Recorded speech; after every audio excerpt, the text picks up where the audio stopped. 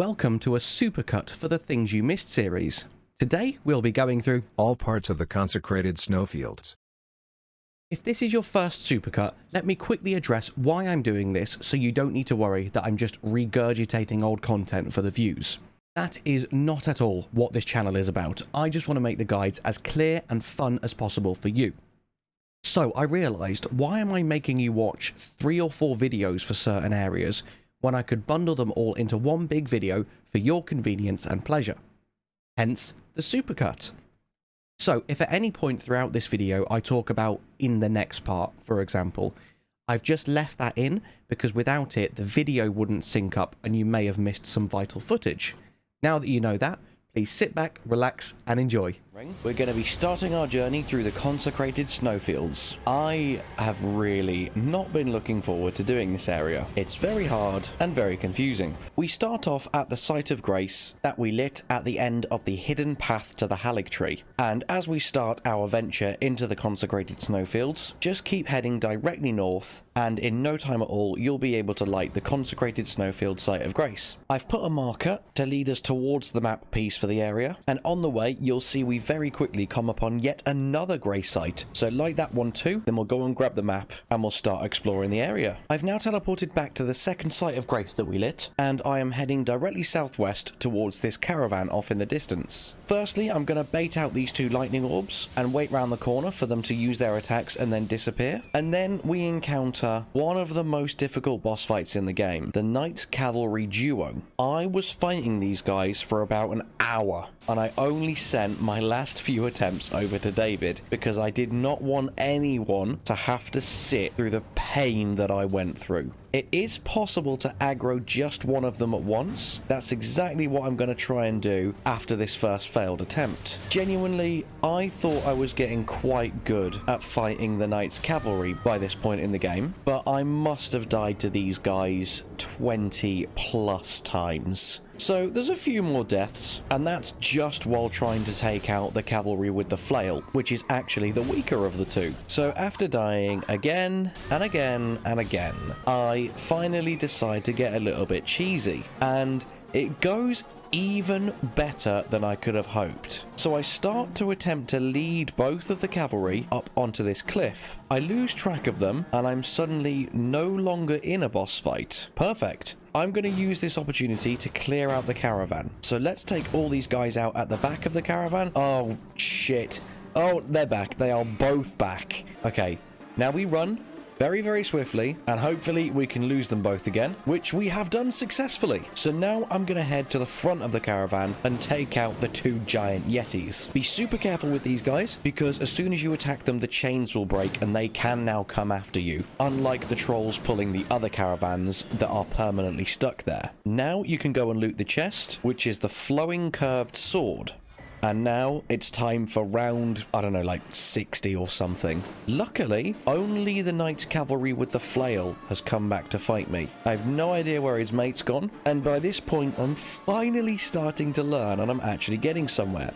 So he goes down without too much trouble, and I do have a few healing items left. And then, have you spotted him? Can you see his friend off in the distance? Stuck halfway up the cliff.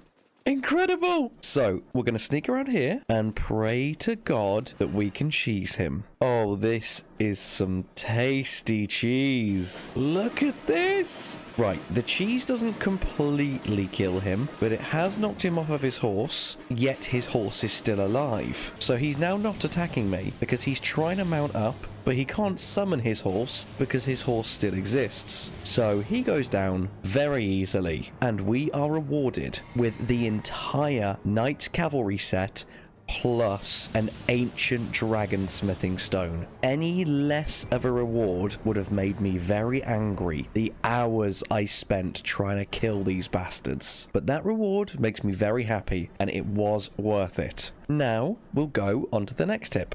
Get yourself back to the inner consecrated snowfield grace site, and I've marked a load of markers on the map in between the 2 sites of grace. Before we head to the cluster of markers I've put on the right hand side, firstly head to the southwest and you'll see marker 1 off at the bottom left over here that we're now going to go and visit. Firstly, right here at the bottom of this giant tree is a golden rune 13 plus a load of rhymed crystal buds and an arteria leaf.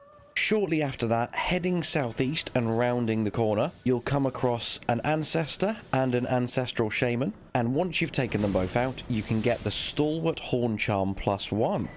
Now we're going to go all the way over to the east to the cluster of the markers I've put on the map over there. On the way, as you can tell, I'm still a little bit salty from the Knight's Cavalry fight, so I try my best to unalive the horse. Unfortunately, it is truly bugged out and it's currently invincible, so we're going to have to leave it to it. Okay, now, make your way up this giant frozen tree trunk sticking out of the ground. At the top are a few more of them lightning balls you're going to have to hide from, or just avoid their attacks as best you can. And then, right at the top, you can get a somber smithing stone 9. Now I'm going to spend a little bit of time aggroing and running around all of the lightning balls so that they can all sod off and we can loot in peace. Once they're dead, over to the northeast, you'll see a few tombs here with a golden rune 11, and also there's a golden seed. I will find it eventually. I miss it now, but I spot it later, so I'll show you it later. And as I was on the map figuring out where to go next, I started to hear thudding. I thought, oh god, what is that? I closed the map and there's two massive yetis right next to me, which was quite handy because they were what I was going to try and find next. So let's deal with everyone at the rear of the caravan first, then we'll swing around the front and take out the yetis as well. As I say, be very careful. They have 10,000 health and they will come and try and murder you. Then once they're all dead, we can loot the caravan and get St. Trina's torch.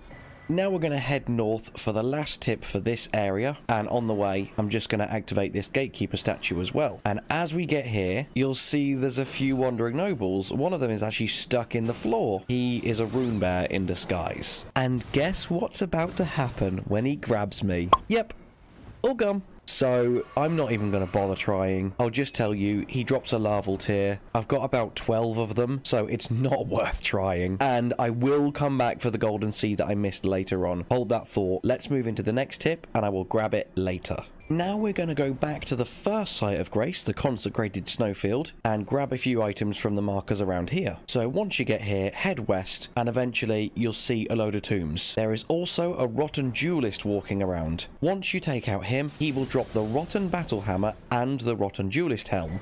The battle hammer is a pretty strong strike weapon, and the rotten battle hammer has pretty much identical stats. It has like 1 or 2 reduced base damage, but it has innate scarlet rot buildup. So if you like the battle hammer, it's really good. Strongly advise trying it out if it fits in with your build. And also you can grab the golden runes whilst you're here as well. Now from here we can head slightly northeast, and on this corpse is a Nomadic Warriors Cookbook 23. And I am gonna have a little rant here because of this fucking hacker. I got summoned to another world as a hunter to protect the host of fingers, and the adversary here had on an invincibility hack along with infinite stamina and infinite FP. Can someone please explain to me how this is fun? What does he gain from this? What is the point? As far as I can tell, there's no way to report him, and no one wins. We're all just stood here watching him be invincible. It just breaks my heart. Please, please don't. So, unfortunately, I'm going to have to admit defeat, use the finger severer, and return back to my world. Okay, so now that we're back in the consecrated snowfields, we're now going to head east, and somewhere around here is a teardrop scarab that's going to drop a smithing stone for us. Takes me ages to find him. Right off over in the corner here is a load of snails and a golden rune 11. And then finally, as I start making my way back the other way, I notice him just here clinging to the side of the cliff. When he dies, we get the Somber Smithing Stone 8, and that wraps up this area, so we can now move into the next one. Finally here at the start of this next tip, I have spotted the golden seed I was trying to find earlier on this little tiny tree just here. Now we're going to start heading north, slightly northeast, just where I've placed the first marker on the map. And as I'm heading there, oh my god, I just realised I should have made the pun that we took out a rotten duelist, and then I was summoned into a world to take out another rotten duelist because he was cheating. Oh god, don't leave that in. But do, but don't, but do. As we're nearing the marker, we'll see a load of graven heads surrounding this item. I take out one of them and realise they take ages to take out and give me like no runes. So we're going to grab the Glintstone Craftsman's Cookbook 8 and we're just going to ignore the others and move on. We are now at the Albanoric Rise, and it's here that we have to use the Fanged Imps. So get your Fanged Imp Spirit Ashes and summon them. And I'm not sure exactly what it is that triggers the opening of the Rise. I just know you need to use the Ashes. So I run around the back here with my Fanged Imps in tow. I kill the other imps that are just walking around the Rise, and after the last one dies, the seal opens. So I'm not sure exactly what it was that triggered it, but just make sure you summon yours, kill all the imps, and then you should be in. And at the top of the tower is a Graven Mass Talisman, which greatly raises the potency of sorceries. So if you're using a sorcery build and you want an extra bit of punch to your spells, this is the talisman for you. Now we're going to jump back down the cliffs and head towards the other marker that I put on the map earlier on in this tip. Here you will see a red wolf mini-boss and a portal. The wolf destroys me, but luckily we don't need to use the portal yet. That will actually be coming up right at the start of part 2 of the Consecrated Snowfields. So I'm going to leg it back and grab my souls. Then I will meet you to the northeast of the Consecrated Snowfield site of Grace, right in the corner of this mountain here that I'm just about to bring up on the map, as this is the entrance to the Consecrated Snowfield catacombs. So now let's start going through this dungeon together. These catacombs. Oh, where do I start? I'm already getting so sick of this area, and we're barely even a third of the way in yet. Honestly, this is a really challenging region, and I can see why so many items are missed here, because you really do just want to get in and get out. And this dungeon in particular has everything you hate about dungeons. It's full of imps, it's full of traps, it's full of erdtree burial watch cats. So once we've come up these stairs, defeated the first few imps and got past this statue, what you want to do is jump on top of it and you can loot the rejuvenating boluses. Now head back down the next corridor and you'll see the door to the boss room. Turn right and come into this large area. Be very careful because there'll be a load of imps and a spell casting erdtree burial watch cat as well. With the help of the statue, I'm going to use this to help me take him out. And now I'm going to trigger it so that it doesn't keep spraying the frostbite down into the western passage here so that I can safely run through. Be careful because a fanged imp will be waiting to ambush you on the right, and there's another one throwing knives at you from above. So once they've been taken out, we're going to go underneath the stairs and through here. Be careful as there's a clean rot knight in this room, and then once he's dead you can grab the grave glovewort 8. And also because we sent the frost breathing statue upstairs, it will be ready to breathe frost all over you, so be very careful heading up these stairs and try and not do what I did. Then off in the corner is a grave glovewort 9. Through into this room are 2 more clean rot knights, and once you've cleaned them up, see what I did there? You can grab a ghost glovewort 9. Now you want to jump on top of the statue, send it back up with you. You can trigger the lever for the boss room and also grab a grave glovewort 9 and a golden rune 12. Now I'm going to jump back down into the main room, grab the root resin here, and once we've dealt with the imp, we'll start heading through the eastern passage, collecting the grave glovewort 8 on the way. And then in this next room, be very, very careful because no less than 4 or 5 imps will start attacking you all at once. Once you've killed all them, you can get yet another grave glovewort 9. And now there's only 2 more things to do in this dungeon, being the boss and an item behind another erdtree watch cat, which we haven't got yet, so we'll collect that once we've done the boss. As we head into the boss room, you'll see it's a putrid grave warden duelist, and apart from having more health and dealing more damage, he's no different than the other grave warden duelists that we fought previously. And you will receive the rotten gravekeeper cloak and 2 great grave glovewort. Try saying that 5 times fast. Now we'll head back into the main room, through the western door, and up the stairs where the imp was throwing knives at us. You'll see the erdtree burial watch cat I was on about, and there's an epic item just in front of him. Unfortunately, I am now going to start getting really impatient trying to take him out, and die around half a dozen times. So I'll ask David to just leave in a little death montage for you as I'm having a little rant. And finally, on my last attempt, when I do take him out, we can now go through into this room and loot a grave glovewort 9 and the imp head elder, which increases your faith by 2 and looks incredible. This is amazing. We look so freakish. I meet you now right by the portal in the northeast. where the big doggy beat us up in the last video. We're going to be jumping through that portal in just a second. However, before that, slightly off to the southwest, you can start to make your way up all these rocks here. And at the very top, just around the other side of this headstone, you'll find yourself a Somber Smithing Stone 8. Now we're going to hop back down and I'm going to much more successfully take out all the wolves this time. Then we'll teleport through the portal, and as I'll show you in the map in just a second, once I've taken out these scarabs, we've just teleported slightly further north across the other side of the frozen lake to the foot of the minor erdtree. There's a few fairly weak enemies around that you can take out, along with some very minor items. And once you're done there, come round to the north side of the erdtree and you'll be faced with a putrid avatar. Me and my mimic tier were absolutely wrecking him. This was going so well. And I got crazy greedy and his Scarlet Rot just demolished me. So we'll respawn and try that again. We're getting into some crazy big numbers here now for runes. Once you defeat him, you will get 160,000 runes, along with the Thorny Cracked tier and the Ruptured Crystal tier. Now let's move into the second tip.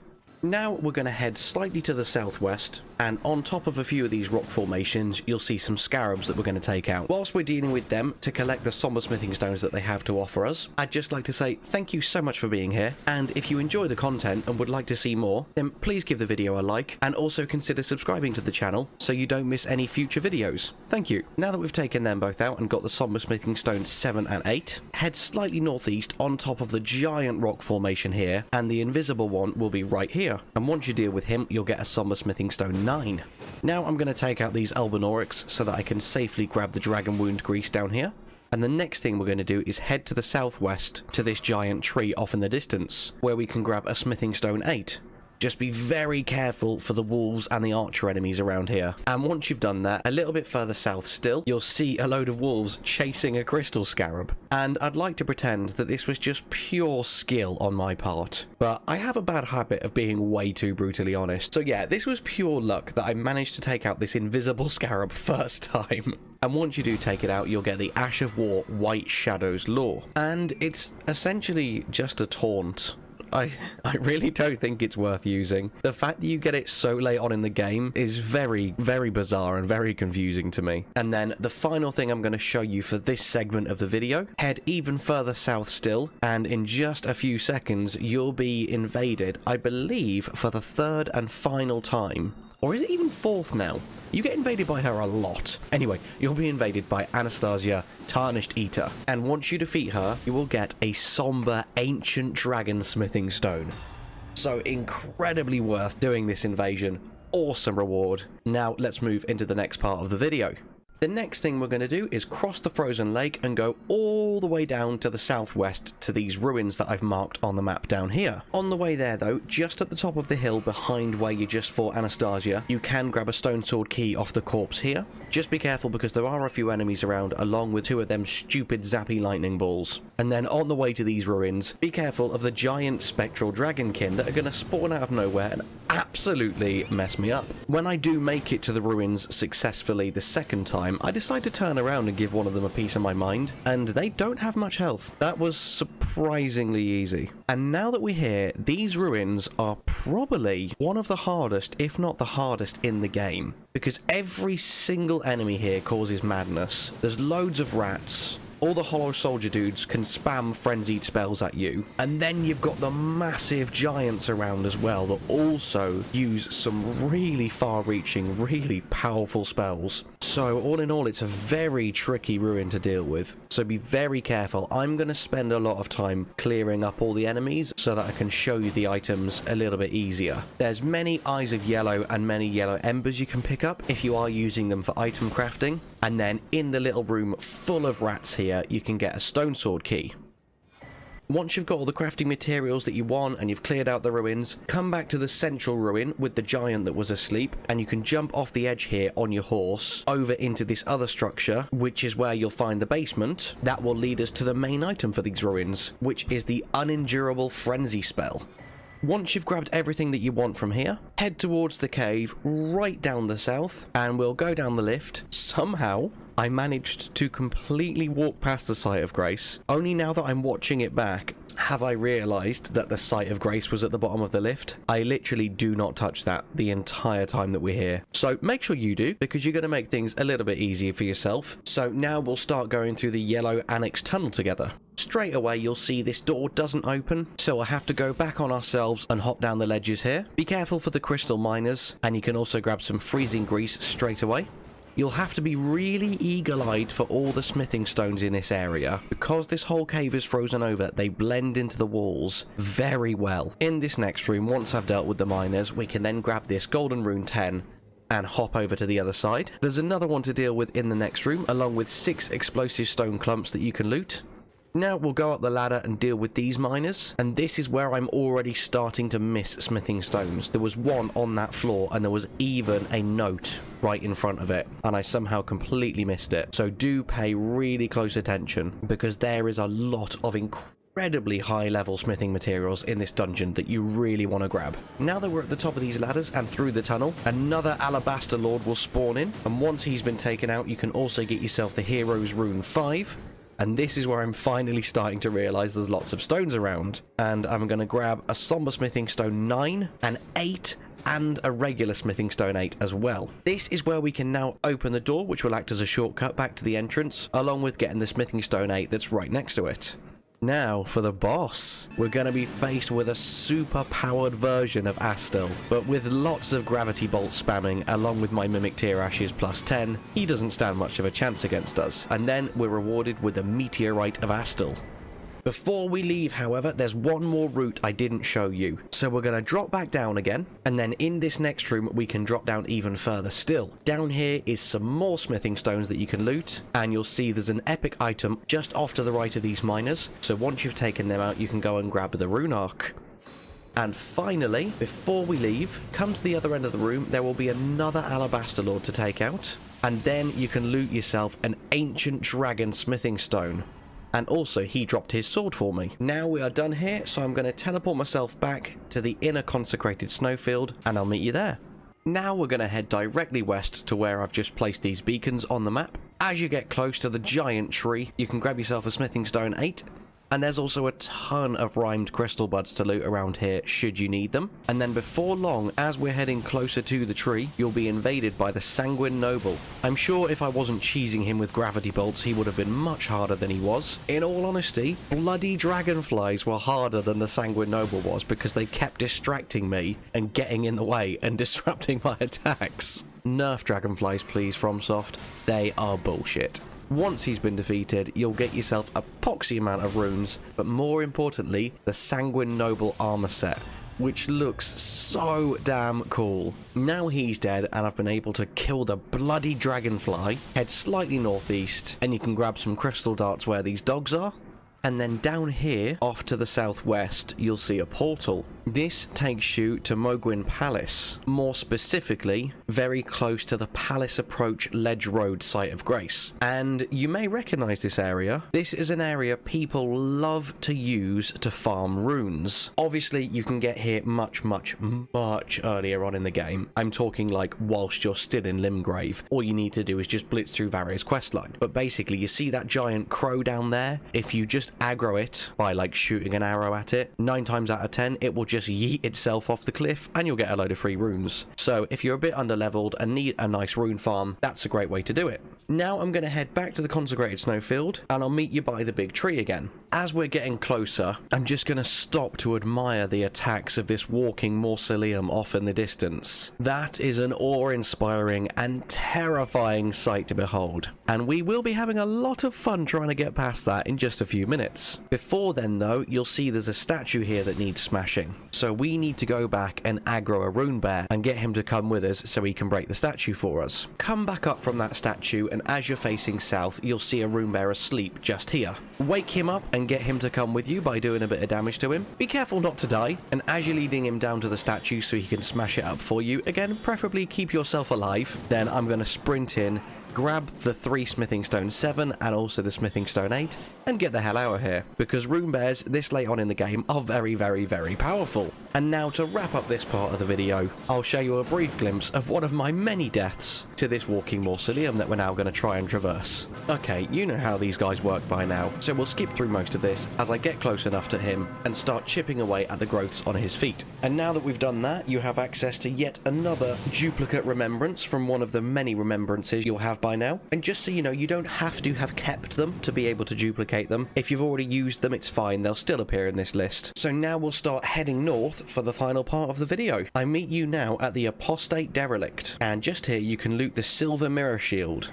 In this structure, you'll also come across this giant Albanoric woman. Her only purpose is to serve as the ending to Latenna's questline. As I haven't been doing that in this playthrough, she's useless to me, but just so that you know, if you have been doing Latenna's questline, which is a very simple one with incredibly few steps, you are able to summon her here, and doing so will reward you with another somber ancient dragon smithing stone. So incredibly worth doing, if just for that reward. I'm now just going to take a very quick look at the Silver Mirror Shield that we picked up. Looks really cool, but there's nothing particularly awesome about it, apart from the fact that it has crazy high magic damage resist, so it's actually really good at blocking spells. And finally, for this video, we're going to head to the east and grab another Somber Smithing Stone 9 from the corpse on this chair here. Then at the bottom of the mountain, once you've dealt with the land squirts, you can grab yourself a Golden Rune 13. And that's all I have for you in this one. I'll be taking you through the rest of the snowfields in the final part, including a full step-by-step guide on the big town in the north of the snowfields, Ordina.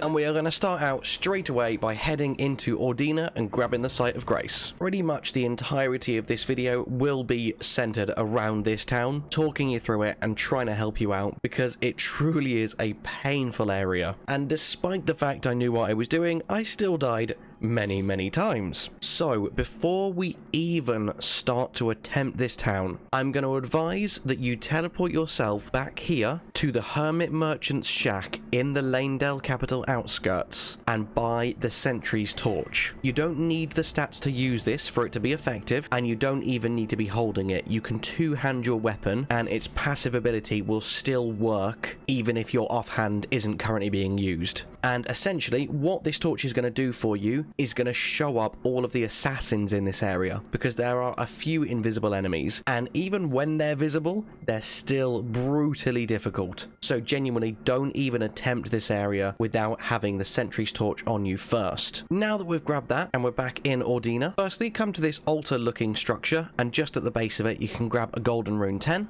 And then round the back of this structure off towards the east of the town. Once you've broken these crates and barrels, you'll find 3 hefty beast bones.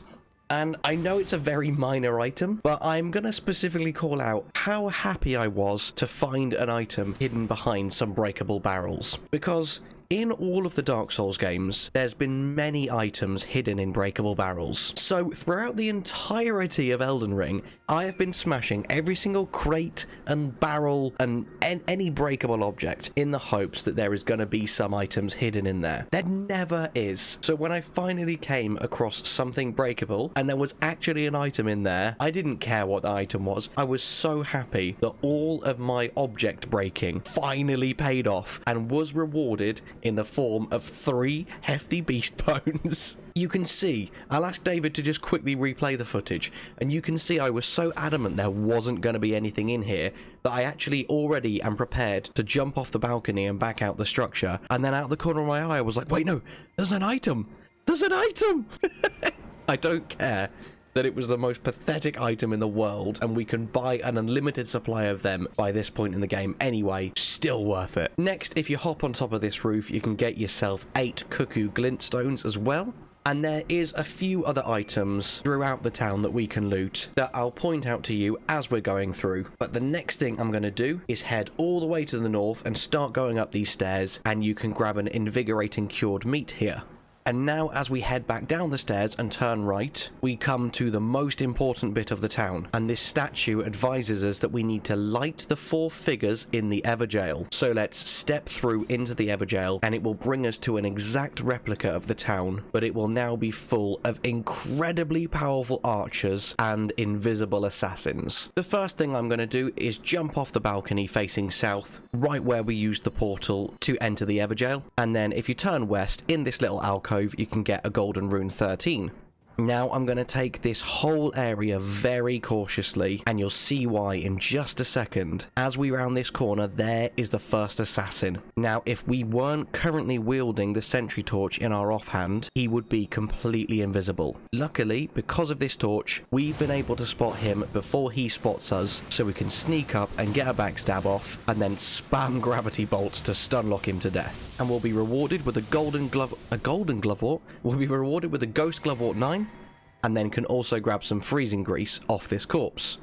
Now head west and you'll come to your first ladder just around the corner of this building. Scale both ladders all the way to the top and you can light the first altar. We now just need 3 more of these and that will be Ordina completed. Much easier said than done. I'm now going to start traversing these rooftops heading towards the next one, but these archers are so agonizingly strong. They shoot 3 arrows at once, and there is practically no cooldown between their attacks. So I'm going to give up trying to go over this roof, jump down, hide, and heal up. Now I'm going to climb partway up the crumbling wall here and try and gravity bolt her to death from behind. And then instead I'm going to get shot in the back from behind by another archer about 5 miles away. So now that we're dead, we're going to respawn, jump back into the Everjail and try that again. This time, when we enter back into the Everjail, I'm gonna come down the main stairs here and we'll be confronted with another assassin. Take him out, and once again you'll be rewarded with a Ghost Glove Wart 9.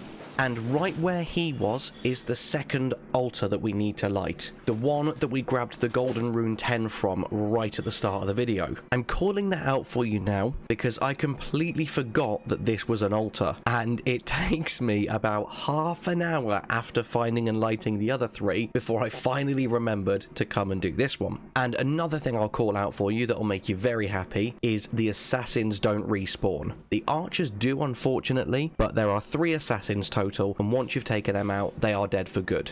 So now I'm going to go southwest and start coming behind this building, narrowly avoiding a volley of arrows, and just at the end here you can get 5 crystal darts, and then as you round the next corner you'll see a ladder. Take this one and then head all the way up to the top of the next one as well, and you'll be able to light the second altar. Actually, you've probably already lit the other one that I missed, so you've already done 3 of the 4. Now, if you drop down and run along this wall, you can hop over onto the neighbouring roof and grab 3 slumbering eggs. Here, I'm going to narrowly avoid death and just about manage to take out this archer, and then as I get halfway up this roof, we can snipe the other archer that's now below us off to the southeast. Whilst you're up here, head even further up the ladder still, and you can now light the 4th and final torch. Now we can hop down and finish off that archer. Now that you've lit all 4 torches, you have technically completed everything that needed to be done in the town, but I will call out a few more items for you as I get to them, so that you know you're not missing anything important. Back at the entrance to the Everjail, walking just past the alcove where we found the golden rune 13 before, you'll find 3 old fangs just round the corner.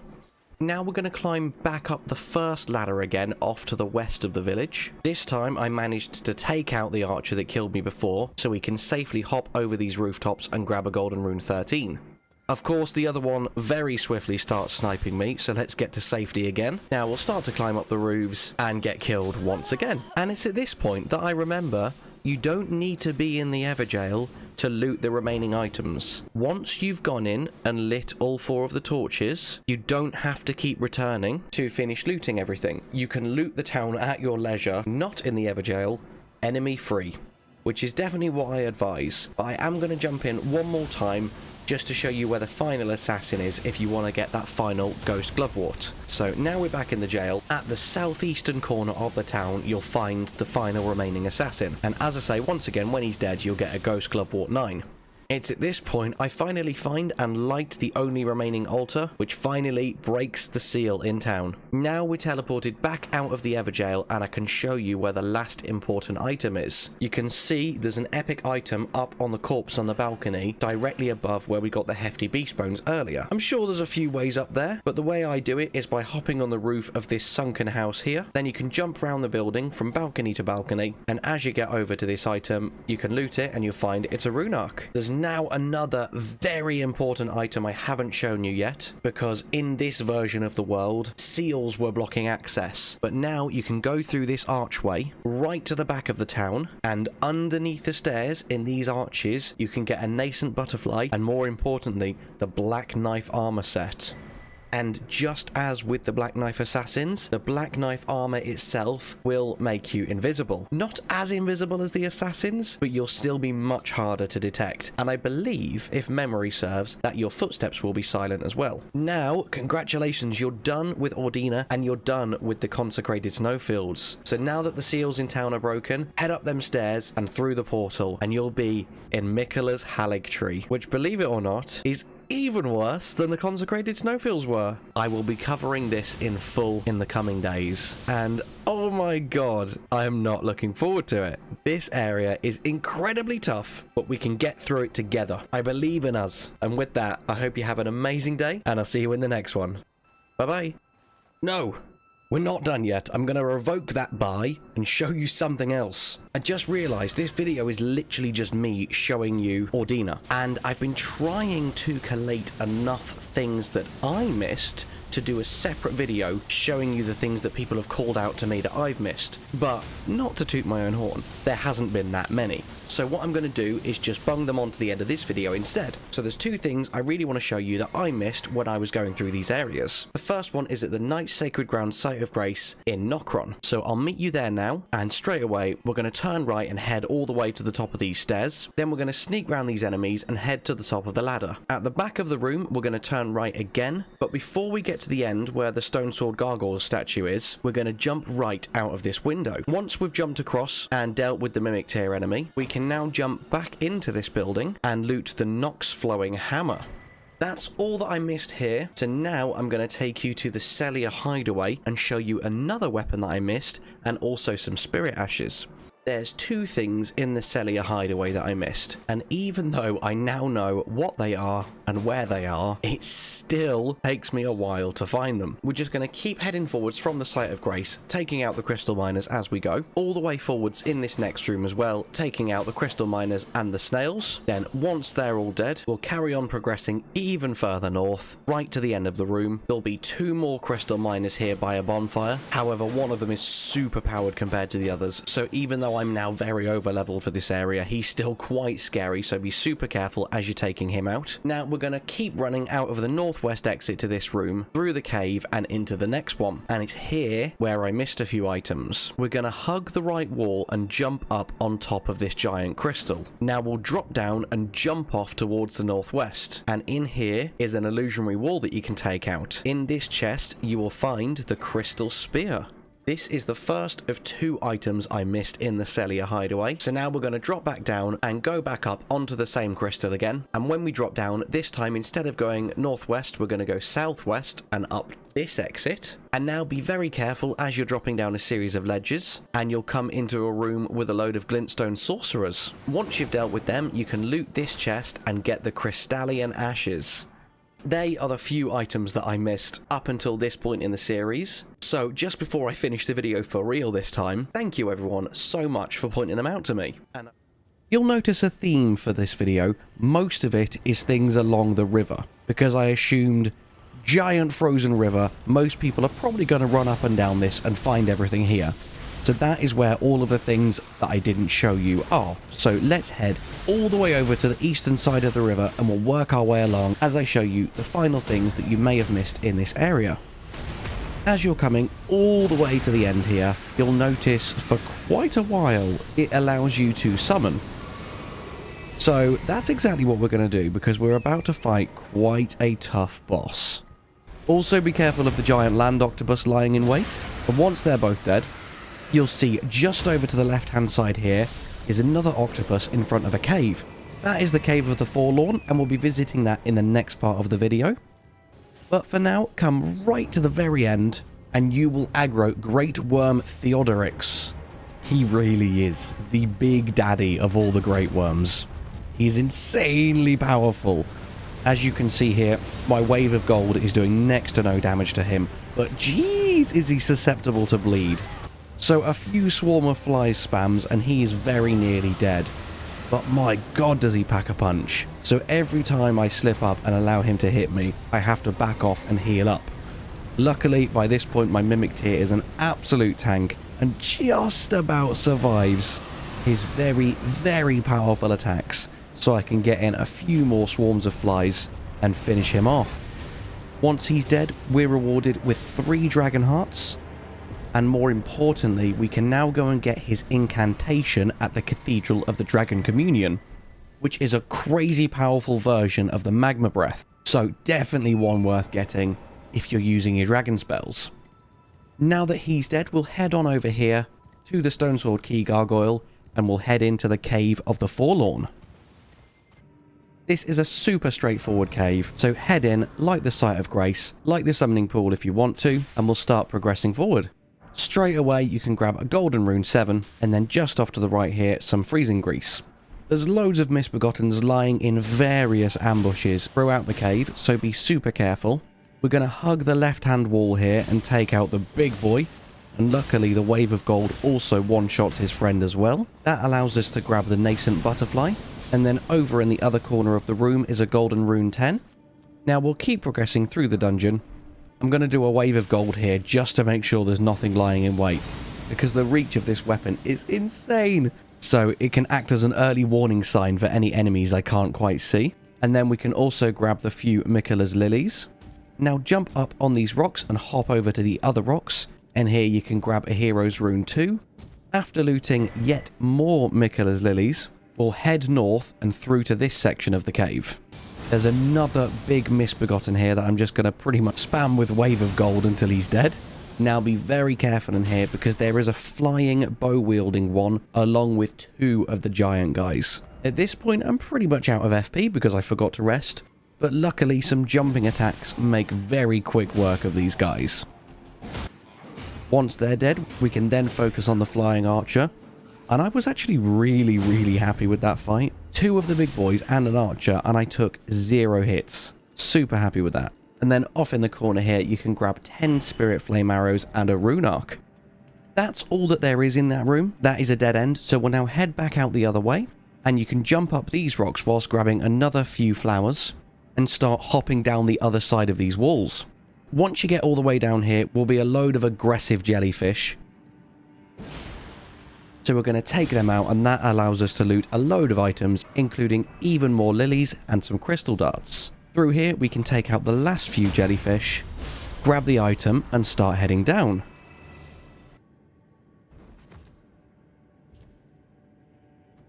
Just don't fumble the fall like I do. So now we're just going to leg it back, ignoring all of the jellyfish, and we'll safely drop down to this ledge that's halfway down where we can grab some freezing grease.